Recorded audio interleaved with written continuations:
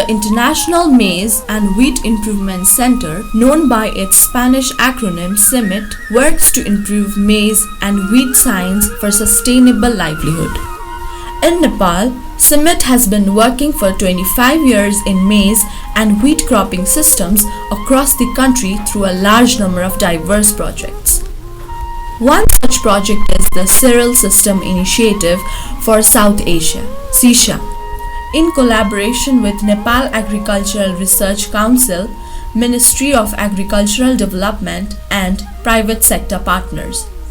This project has been working since 2009 on varietal development and dissemination, crop management and mechanization in rice, wheat, maize, lentil and green gram, also known as mung bean.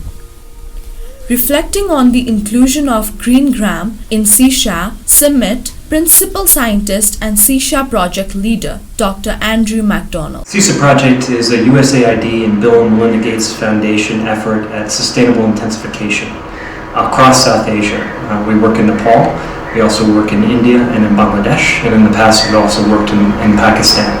And the purpose of this is to assist smallholder farmers primarily get more out of their systems, but by maintaining the integrity of their resource base, the quality of their soil, the quality of their water, while they get more yield and essentially more profitability as well. We've made good success in Nepal. We've worked in the mid and far west development regions since 2012. Prior to that, we were in the central Terai region primarily. The country development plan for Nepal prioritizes development activities in the mid and far west, and that's where we focused our efforts. We've had good success on the mechanization side, on the water management side, and also on the diversification side for crops like mung bean. So since last year, maybe the last year and a half, we've more intensively worked on mung bean, a full value chain approach, working on the agronomy, but also the market linkages. And mung bean is a less risky alternative to lentil. In Nepal's Tarai, after harvesting the winter crop, the majority of land remains fallow for 2 to 3 months.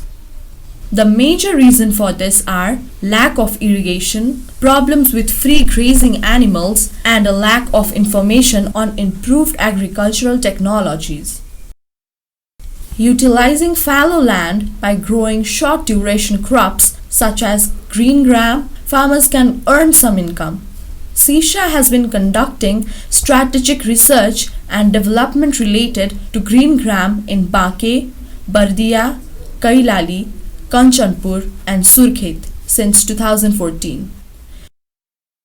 This program has focused on participatory varietal selection, identification of appropriate cropping system, integrated crop management, seed production, and seed marketing.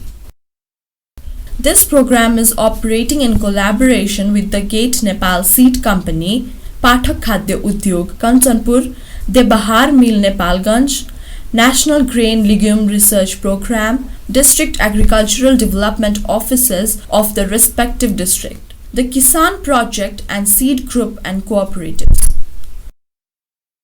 Explaining the structure and strategy of the Green Gram Initiative, seed expert of CISA, Dr. Narayan Prasad Khanal explains. We have initiated this program with green gram producing seed companies, sellers such as millers, dal mold companies and dal producing companies. Likewise, to support this program, Agriculture Development Offices, Nepal Agriculture Research Council and Kisan have provided technical support. At the private sector, specialist seed companies have shown interest in the Green Gram initiative. CISA has linked them with farmers groups and cooperatives on a contract basis.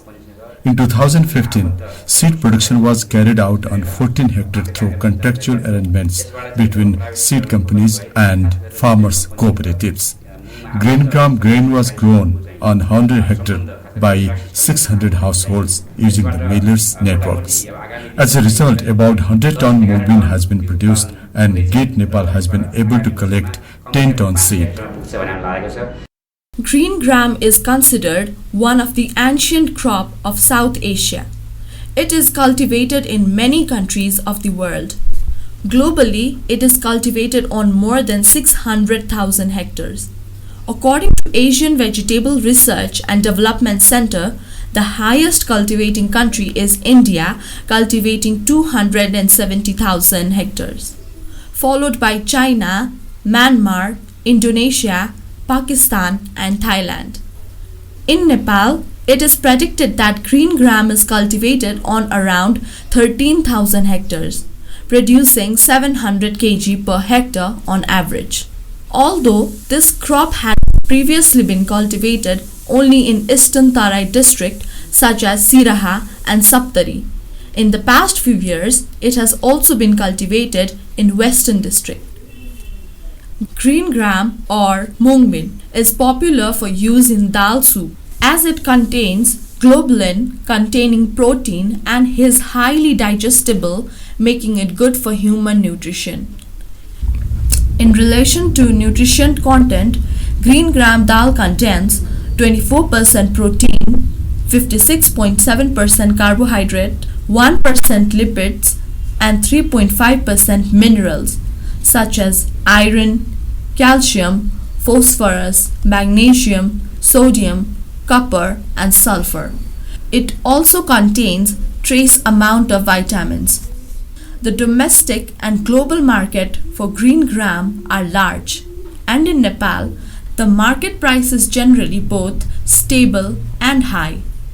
In Japan, Taiwan, China, and Thailand, green gram sprouts produced by germinating seeds after soaking for 3 to 4 days are consumed in different forms. 1 kg of high quality green gram seed can yield up to 6 to 9 kg of sprouts. Such sprouts have enough vitamin C and minerals and less in phytate. It contains 4 mg iron in every 100 gram of green gram, valuable for pregnant women and children. In the Nepalese market, the larger grains are used in dal moth. Slightly smaller grains are used to produce sprouts and the remaining grains are sold for dal. Green gram biomass is also used as a feed and green fertilizer. A Sisha survey found that after 3 pickings, 30 to 50 kg per kattha of grain could be produced, and incorporating the remaining biomass can increase the subsequent rice yield by 15 to 20%. Explaining the value of mung bean biomass incorporation in soil, Dr. Dil Prasad Serchan. As it is a legume crop, it has potential for fixing nitrogen in the soil. Like other crops such as soybean, sesbania, it can also be used as green manure. Its grain can also be consumed. Plus, after decomposition of biomass, it also adds nitrogen to the soil. As green gram contains nitrogen-fixing bacteria in its roots, a green gram field will have higher fertility. Talking about the importance of green gram in the rice-wheat cropping system, Sisha scientist Mr. Madan Raj Bhatta says, After harvesting wheat and just before planting rice, land remains fallow for about 80 to 90 days. Since green gram manures in 60-70 days, it can be cultivated in the same field after harvesting wheat. It can also fix nitrogen in the soil and increase soil fertility. After harvesting green gram pods, the remaining biomass can be incorporated into the soil to increase the organic matter and improve the physical structure of the soil. Where irrigation facility is available, green gram can produce up to 1200 to 1500 kg of grain on 1 hectare of land in 60 to 70 days. Its market price amounts $1,680 in such a short duration. It is possible to earn such a large income from other crops. Thus, it is very attractive to farmers.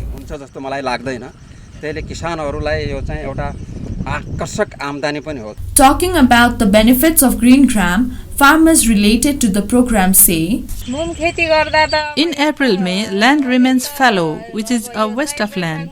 Such land can be used by cultivating green gram. This will give us grain and a profit of about 38 to 56 US dollars. After deducting the cost per katta of land, it also gives fodder for cows and goats. Another benefit is green manure. After harvest, during plowing, we incorporate the biomass into the ground and it becomes fertilizer. As benefit, we look it as major in terms of fertilizer. It is beneficial and also gives income. It also has high protein content. Land remains fallow for 3 months after wet harvest. It matures within that short period. Thus, it is good. I have already harvested 1 quintal. Next season, we are planning to grow in 10 katta land. Provides us dal, good for health, and soil also becomes fertile. Talking about the market demand and market system of green gram, Program Manager of GATE Nepal, Mr. Tika Ram Rizal. The first major thing in crop management is the seed management. This year, we are receiving 10 tons of seed from the growers. Our main task is to fulfill the seed demand and also in its dissemination, providing training to farmers, properly manage the seed and supply. Such managed seed to dados several organizations as well as to farmers. We are now focusing on mung bean crop, especially in our rice and wheat seed producing farmers. Knowing the farmers' response and market demand, food industry entrepreneur Mr. Nabaraj Joshi. The price of dal is increasing, so its production is as well. Increasing market demand can be fulfilled by this crop, while farmers can also fetch good income. Likewise, it also increases the soil fertility. Because of these things, as farmers' cost of production will also decrease, as well as by selling even at current rates or even slightly higher in the coming days, their incomes will increase. This will encourage farmers. Thus, we have initiated this work. We are hopeful that it can produce a good harvest. With the current feedback, it appears that its production could go up to 50 to 60 tons of grain. If the production is higher, we could also get more mung bean for trading.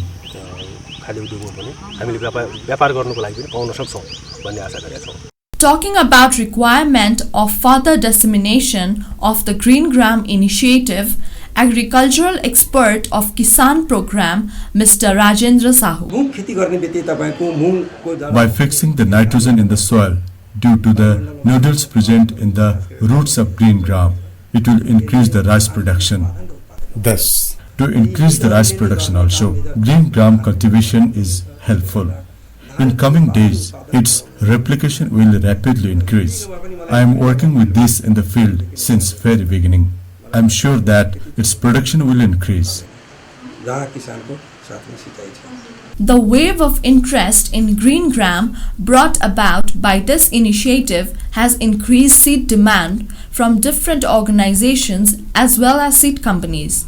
Experience shows that to increase the further dissemination of green gram, new varieties have to be developed that could be harvested in a single picking. The crop should be viewed not only in terms of economy and food security but also from the perspective of soil fertility improvement. Emphasis should be given to good quality seed production and disease pest management, as well as research on developing relevant machinery. It seems that if green gram could be disseminated and demonstrated by different programs by dados, it would help farmers increase their income as well as support sustainable agriculture.